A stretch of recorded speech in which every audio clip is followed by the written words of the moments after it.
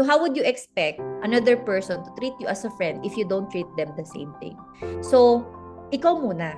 Kasi ito yung sabi ni Lord sa Bible, sa Proverbs 17:17, a friend loves at all times. So, ang sinasabi doon, we must love in all circumstances. Be that friend who supports unconditionally.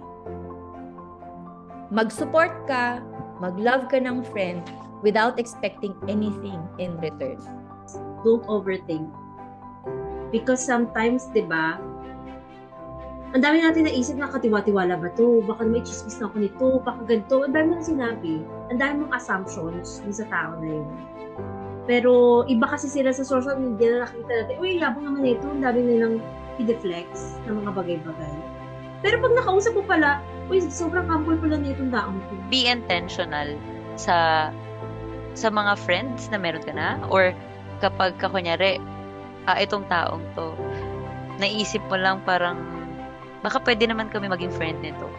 Be who you are. Pakita mo sa kanya na intentional ka na gusto mo siyang maging kaibigan.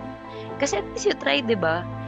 Kasi, kesa naman sabihin mo na, ay, ayoko sa kanya kasi ganito siya, ganyan siya, pero hindi mo pa pala siya nakikilala ng gusto. Kasi nga, hindi ka nag-try eh.